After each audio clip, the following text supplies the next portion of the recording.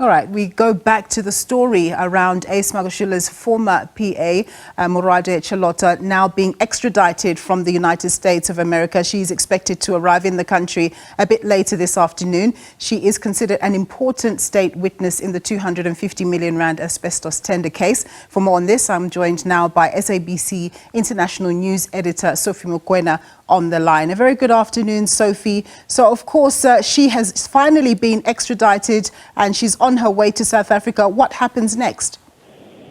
Well, clearly she will have to make a court appearance when she has been processed. As you know that in terms of the extradition processes, the country where you were will hand you over to authorities in the countries where you are wanted, with the help of Interpol. And therefore, it is expected that she will be handed over to authorities in South Africa. That would include the Home Affairs, because they have to process her documents, and of course, the relevant law enforcement agencies.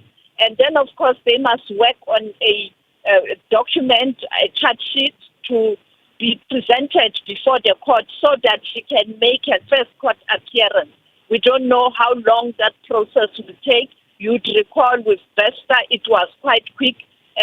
It is hoped that that will happen also with her. You'd recall that the authorities, the NPA, pointed out on many occasions that they were working with law enforcement agencies in the United States of America to get her back in the country.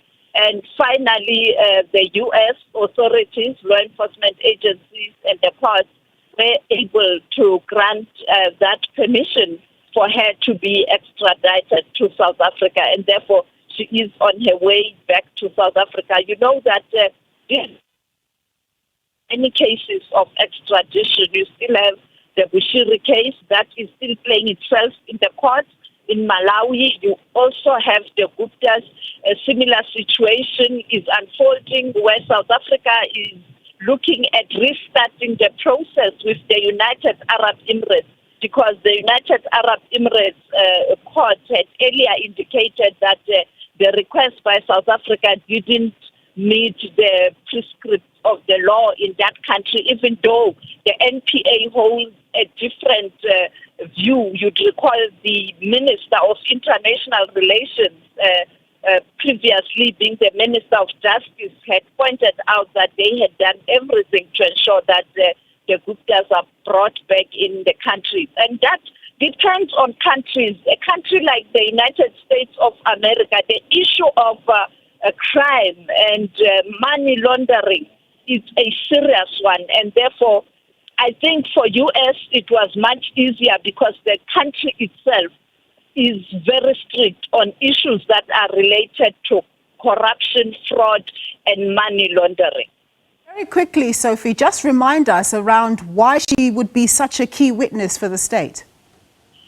She is a key witness because you know that when you are a private assistant, you have information in terms of the emails, the communication, and therefore she might shed some light in terms of what transpired. You know that when you look at the case currently, in relation to the Premier of the Free State, the issue here is the contravention of Public Finance Management Act. But there's a belief that there's more to it.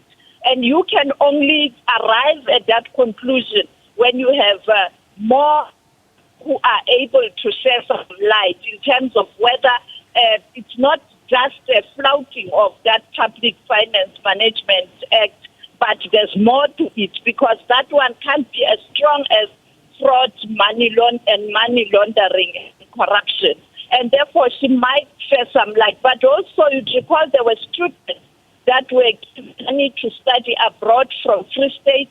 There are also issues around the processes of doing that when Premier was Ace Magashule at that time. And she can also share some information related to that. But I think that it will be much clearer when she is before the court.